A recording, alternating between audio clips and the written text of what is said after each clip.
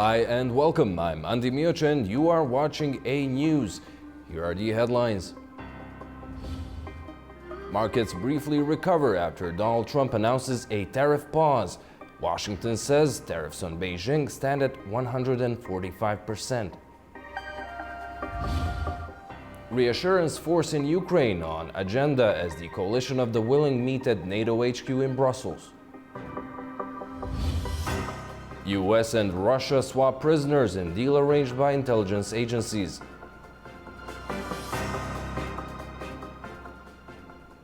Thank you for tuning in. The White House came out with a clarification on tariffs on Chinese goods, saying that the rate currently stands at 145%. US President Donald Trump said Wednesday that he is raising tariffs to 125%, but the administration says that it's in addition to a 20% tariff that had been previously announced regarding fentanyl smuggling into the US. In a cabinet meeting, Trump acknowledged that transition regarding the tariffs and markets is difficult. A big day yesterday. There'll always be transition difficulty, but we had in history, it was the biggest day in history, the markets. So we're very happy with the way the country is running. We're trying to get the world to treat us fairly. This is something that should have been done 25 years ago, and it wasn't. Should have been done 40 years ago, and it wasn't. But no president was willing to take it on, but you had to. It's not sustainable. It wasn't sustainable. The European Union suspended its retaliatory tariff plan for American goods for 90 days. The decision out of Brussels comes after Donald Trump paused most of the higher tariff rates for also 90 days. The European Union will pause its planned counter tariffs on U.S. imports after President Donald Trump temporarily eased some of the steep duties he had recently imposed. European Commission President Ursula von der Leyen announced on Thursday. The EU had been preparing to hit back with tariffs on $23.25 billion worth of American goods in response to Trump's 25% taxes on steel and aluminium. Von der Leyen said on the social media platform X that the EU would hold off on the countermeasures for 90 days while discussions continue. EU spokesperson Olaf Gill said details of the 90-day suspension are still being worked out, but stressed that the EU remains open to dialogue. Our approach hasn't changed. We're preparing for all outcomes. All our instruments are on the table.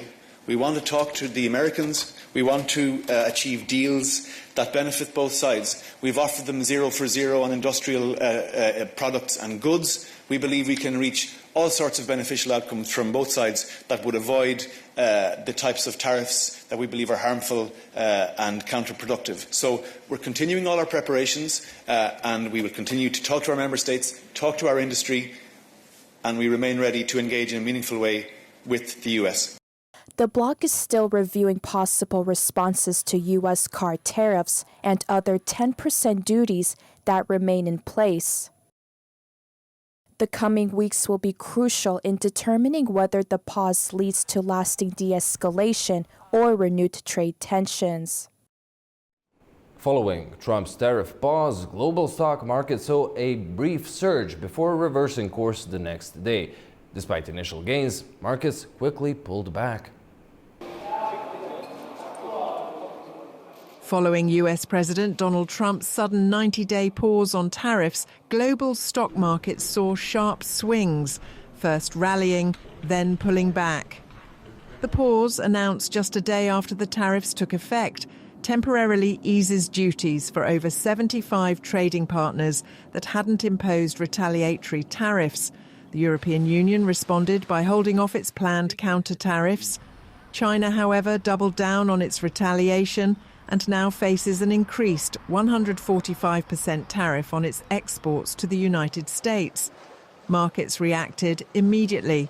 On Wednesday, the S&P 500 jumped 9.5%, its biggest one-day gain since 2008, while the Nasdaq saw its largest single-day surge since 2001. But on Thursday, the rally reversed course. The impact was global. Pakistan's KSE 100 index surged 2,036 points, 1.75%, after having dropped 5% the day before. Analysts there said the pause in tariffs boosted investor confidence and helped stabilise markets. Meanwhile, economic data on Thursday showed the US Consumer Price Index unexpectedly dipped 0.1% in March. That led to growing expectations of rate cuts, with traders now pricing in nearly 90 basis points in reductions for 2025. Still, Fed Governor Michelle Bowman cautioned that the impact of tariffs on the broader economy remains unclear. Technology and energy stocks led Thursday's declines, with Apple, Nvidia and Microsoft all falling sharply. Despite Wednesday's bounce, both the S&P 500 and Dow remain about 7% below levels seen before Trump's tariff announcement. Meanwhile, leaders across Asia-Pacific are reassessing their trade strategies as the 90-day pause gives countries a window to negotiate and prepare. Now that we have an additional 90 days, we can discuss Taiwan-US economic and trade cooperation in a more detailed and in-depth manner. Plus, we hope to take advantage of the huge US market, their excellent technology capital and talent, to form a Taiwan-US coalition, a joint fleet approach. Been good to see overnight some de-escalation of the tariffs from the US, albeit suspended for 90 days. But it still doesn't change the fundamental premise, which is that we want to continue to advocate very strongly on the world stage for free trade. It's with that in mind why this afternoon I'll be talking to a number of world leaders just about that case and making that case to continue to stay strong with like-minded countries around the actual trade-based system that we have today. We think that serves us very incredibly well. We welcome this decision to pause 90 days by the United States or President Trump. I do hope that this 90 days will provide a good opportunity for the United States to discuss, work out with all the trading. The US president said that all the countries that had not retaliated against his tariffs would only face a 10% blanket tariff until July. He suggested his pause was strategic to reward those countries that agreed to work towards a deal with him. But with the pause ticking down and pressure building, the world is watching to see if this is a turning point or just a temporary truce in a growing trade war.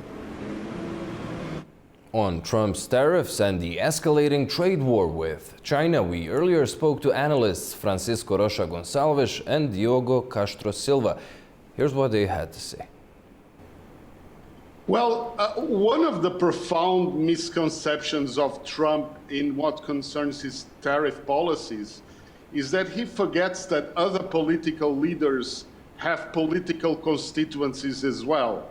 And that is valid for democracies like Canada or even authoritarian regimes like China. So, being tough with Trump is popular in many of these countries. And so it was in Canada, it inverted completely the political fortunes of the Liberal Party in Canada. And we are seeing the same thing in China. So China will not yield because now it's a matter of political position inside of China as well, of Xi Jinping. So what I see is a continuation of this tit-for-tat retaliation between China and the US and other countries that see politically advantageous to face Trump like Canada has seen. No one likes a bully. Trump is behaving like a bully. And you must see that the great conflict that will appear in the 21st century is not between tariffs, but this is the storm of the day. This is the day-to-day life. The problem is that China is running to dominate international system in 21st century.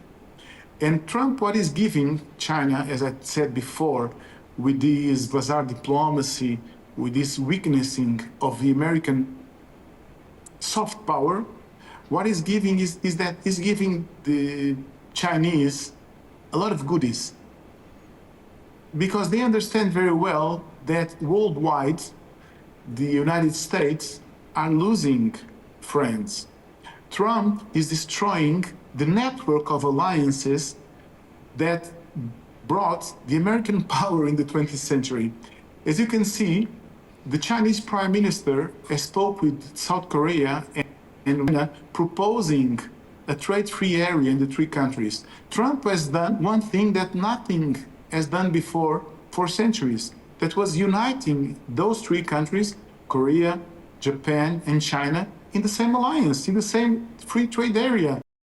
At least 12 people were injured in a series of Russian drone attacks on Mykolaiv, Ukrainian officials say. 9 buildings and 30 garages were also damaged by fires. Kiev was simultaneously under attack, according to the country's defense ministry.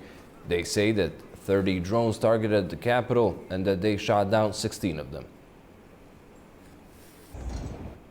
The 31-member-strong coalition of the willing, led by London and Paris, gathered in NATO HQ in Brussels to discuss proposals for a reassurance force to be deployed in Ukraine to secure a future peace deal.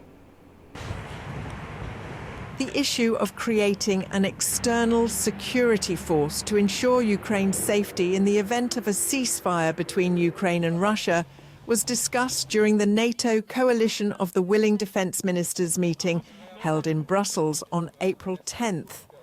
Organised by France and the United Kingdom, the meeting brought together defence ministers from 31 NATO member countries who worked on plans to establish a multinational force aimed at preventing future Russian actions. The main focus must be that Ukraine's armed forces are the top one priority now to strengthen up. That's their key security guarantee, that we have to even more strengthen their army and defense industry after the ceasefire. Finnish Defence Minister Antti Häkkänen said the participation of the United States, which is not part of the coalition, in such a force would be ideal. From the Finnish perspective, we think that the United States is a crucial player still in the guaranteeing the lasting security, and that's why we are emphasizing that the United States must be involved in somehow. France and the United Kingdom are working with their allies on plans to establish a land, air and sea security force for Ukraine, but sending such a force seems unlikely. Strengthening NATO forces in neighbouring countries is considered a viable alternative. Concerns about the US commitment to NATO were raised, with NATO allies worried about Washington's weakening dedication to the alliance. The US absence from the meeting has raised questions about NATO's future. Rumours about the US reducing its military presence in Europe have heightened concerns about trust and cooperation among allies, posing a potential threat to NATO's unity. Washington and Moscow say they've made progress in talks aimed at restoring the full functioning of each other's diplomatic missions. Thursday's meeting in Istanbul, led by U.S. Deputy Assistant Secretary Sonata Coulter and Russia's ambassador to Washington, Alexander Darchiev, follows earlier discussions in February as part of ongoing efforts to ease tensions. The U.S. reiterated concern over Russia's ban on hiring local staff, calling it a major barrier to stable embassy operations in Moscow.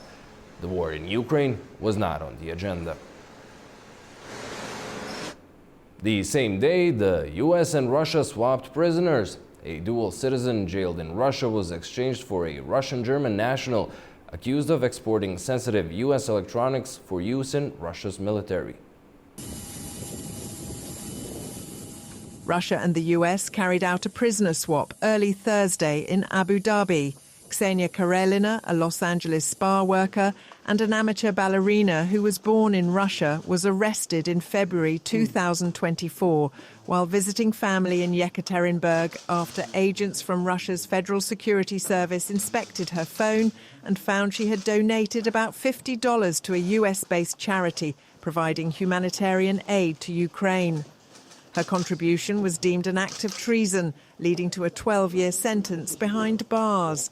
Karelina is now released and heading back to the US as part of a prisoner exchange for Arthur Petrov, a dual German-Russian citizen. Petrov was arrested in Cyprus in 2023 and later extradited to the United States. He was accused of illegally exporting microelectronics to Russia for manufacturers linked to the Russian military and faced charges including export control violations, smuggling, wire fraud and money laundering. Secretary of State Marco Rubio confirmed Karolina's release on X, stating that US President Trump secured her freedom after she was wrongfully held by Russia. He added that the president's efforts to free all detained Americans are ongoing. Around 10 other US citizens remain imprisoned in Russia. According to officials, the prisoner swap took place in Abu Dhabi on Thursday. The UAE's Ministry of Foreign Affairs confirmed the exchange, stating that Abu Dhabi was chosen due to the close friendship between both countries and the United Arab Emirates. The ministry expressed hope that the exchange would help ease tensions and promote dialogue for greater regional and global stability. This marks the second prisoner exchange between Russia and the US in under 2 months. Meanwhile, the talks on a minerals agreement between Ukraine and the United States are set to begin on Friday in Washington. Technical consultations between the United States and Ukraine on a prospective minerals agreement will begin in Washington on Friday. Ukrainian Deputy Prime Minister Ola Stefanishina confirmed. The discussions come as US President Donald Trump seeks a bilateral deal granting the US access to Ukraine's mineral resources, positioning it as part of a broader strategy to help end Russia's war on Ukraine. Trump has also framed the deal as a potential way to recoup military aid provided to Kyiv, despite that support not being issued as a loan. Speaking in Brussels on Thursday, Stefanishina underscored that any agreement must align with Ukraine's current commitments. One thing I can confirm for sure that nothing in the agreement can be negotiated with Ukraine in a way that will undermine the existing commitments and obligations Ukraine has, including the financial ones within Ukraine facility, macro-financial assistance, IMF cooperation. This is something that is not subjected to any negotiating format, and having said that, it means that the appropriate adjustments has to be done into the format of the agreement later on. According to a Ukrainian government document dated April 8th, Kyiv has set aside $2.7 million for consulting services to safeguard national interests and develop a formal negotiating position. The Trump administration has reportedly expanded the scope of its original proposal, seeking preferential access to Ukraine's mineral reserves. A high-level meeting between Israeli and Turkish delegations was held to discuss diplomatic and security issues, according to the office of the Israeli Prime Minister. They posted on X, saying that their delegation was led by National Security Council Director Tsachi Hanegbi. Senior officials from the Ministry of Defense and the Security Services also took part in the meeting. The office went on to thank Azerbaijan and its President Ilham Aliyev for hosting the important talks.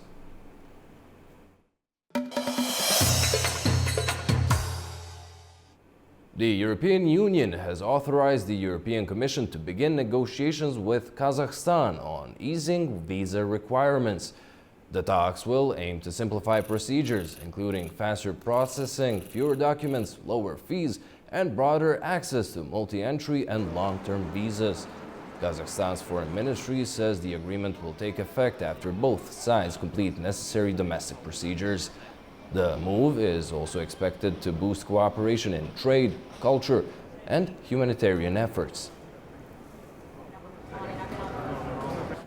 The Parliamentary Assembly of the Council of Europe adopted a resolution condemning Georgia's democratic backsliding. The Georgian government, in turn, rejected the resolution, calling it politically biased. Arnini Nikolaishvili brings more on that from Tbilisi. The Parliamentary Assembly of the Council of Europe has adopted a sharply worded resolution condemning what is described as Georgia's democratic backsliding with an overwhelming majority of 89 votes to 3. The resolution paints a grim picture. It accuses the ruling Georgian Dream Party of dismantling the democratic institutions, restricting media and civil society, and suppressing the opposition voices. The Assembly voiced a deep concern over what is referred as foreign agent law, likely to Russian-style legislation aimed at silencing critical NGOs and independent media.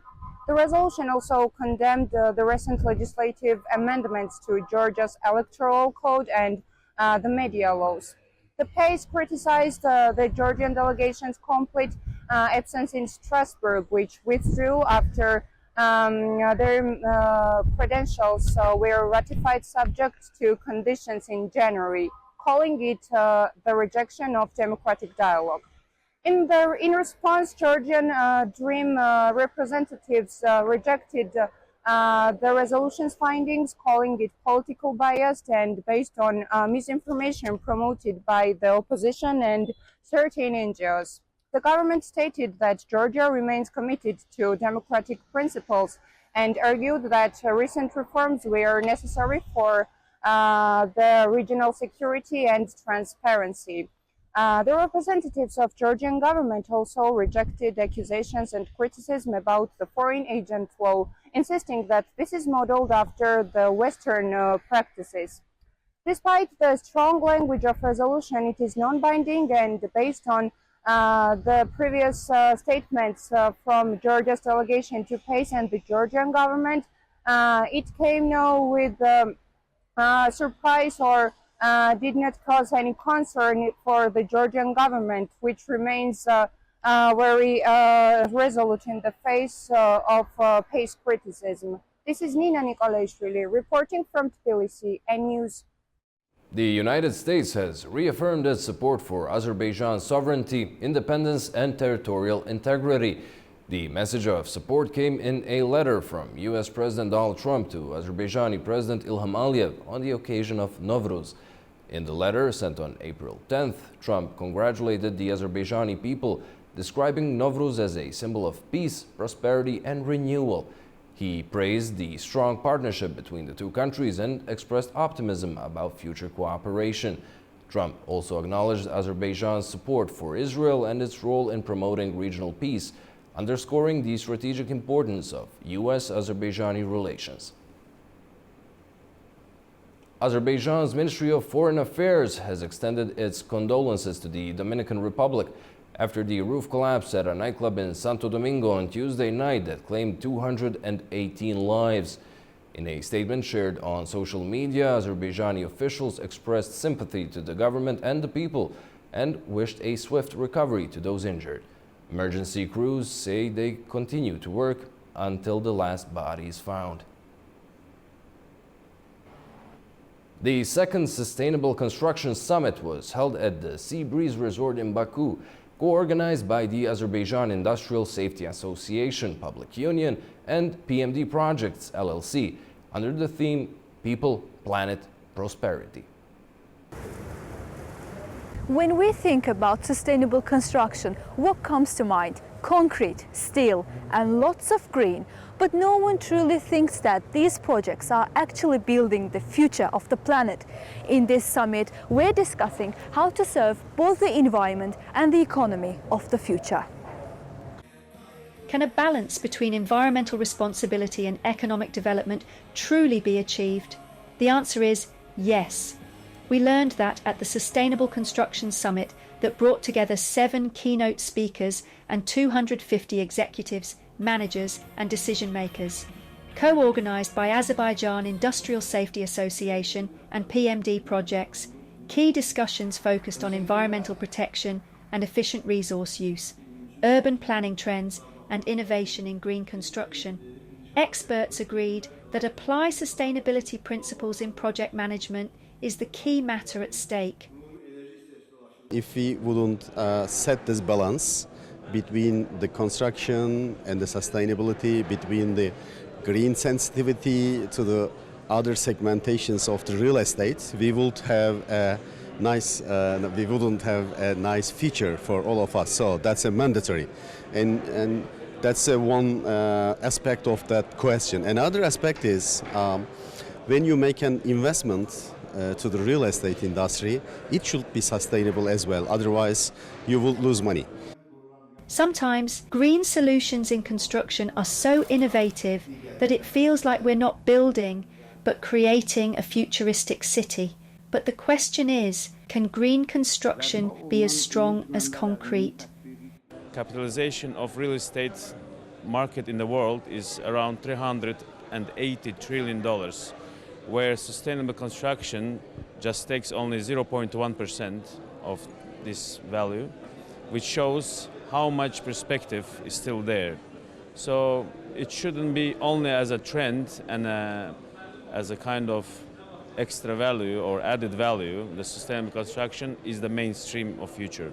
So we have to invest. This is now the position where we have no other choice other than investing into the sustainable construction.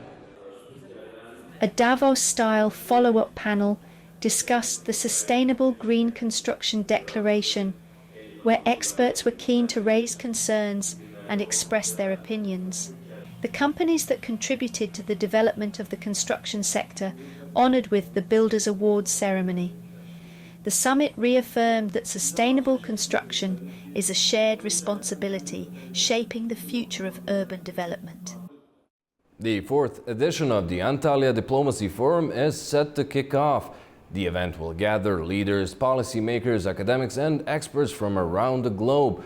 Our very own Katie Wilson is in Antalya and will cover the forum. Hi Katie, is everything ready? What can we expect from the forum, and what are the main topics of this fourth edition? Hi Andy, that's right. As you mentioned, I'm in Antalya attending the fourth edition of the Antalya Diplomacy Forum. Now, the event officially gets going tomorrow. However, President of Azerbaijan, Ilham Aliyev, has already touched down in Antalya. He's attending the event in order to have a bilateral meeting with the host of the overall event, that's Turkish President Recep Tayyip Erdogan. Now, looking ahead to the forum, the theme of this year's forum is Reclaiming Diplomacy in a Fragmented World. Now, this acknowledges the geopolitical changes that have taken place in the past year and the challenges they bring. And one of the key aims of the forum this year is to enforce diplomacy as an important tool amid rising global divisions. Now, one of the panels that's going to be taking place that I want to draw your attention to is called Challenges and Opportunities for Regional Cooperation in the South Caucasus. Now, the reason why I'm drawing your attention to this is that the foreign ministers of Azerbaijan, Armenia, and Georgia will be participating in this panel. Now, bearing in mind that Armenia doesn't have official diplomatic ties with Turkey, it's panels like this where conversations can happen and progress can be made. So A News will be following the entire forum and we'll be bringing you the latest updates. So stay tuned and I'll be bringing you more from Antalya. Well, thank you very much, Katie. Enjoy Antalya and we'll hear from you soon. Thank you. Well, that's all we had for you for tonight. Thank you so much for watching. Do stay tuned to A News.